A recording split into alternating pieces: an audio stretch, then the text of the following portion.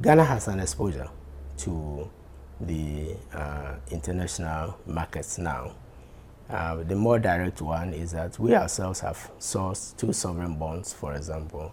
The last one was only last year, and we've just got approval for another one. Then to the extent that we are primary commodity exporters, and in fact, our second largest earnings following cocoa is from gold, then you see a direct exposure again. And this is what I spoke about in terms of the volatilities, that we have to learn to manage those volatilities. In terms of countries in Africa, which are seen as likely to emerge, Ghana is one of them. And when you are seen as a country that's likely to emerge, it means that you are going to be an international player.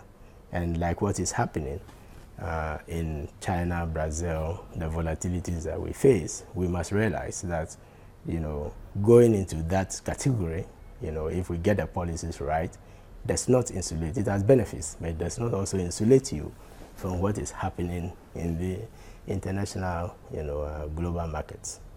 We've learned since we have been here about the enthusiasm that Ghanaians have for football.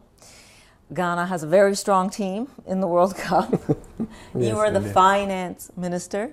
Do you think it's possible, depending on how well Ghana does, that you could get a financial dividend from doing well in that World Cup? Thank you very much. We are getting some financial dividend. Already?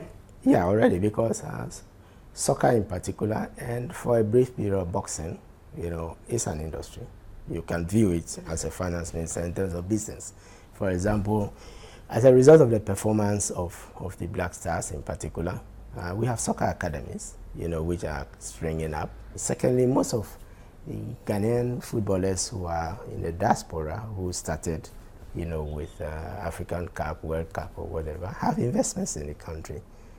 They give back. They give back. They do give back, and I think that is one acknowledgement. We know a few of them who have not just business, but they have a lot of NGOs, that do a lot of work in their communities. So we do see a very direct economic benefit from, and we are hopeful that the Black Stars will do well.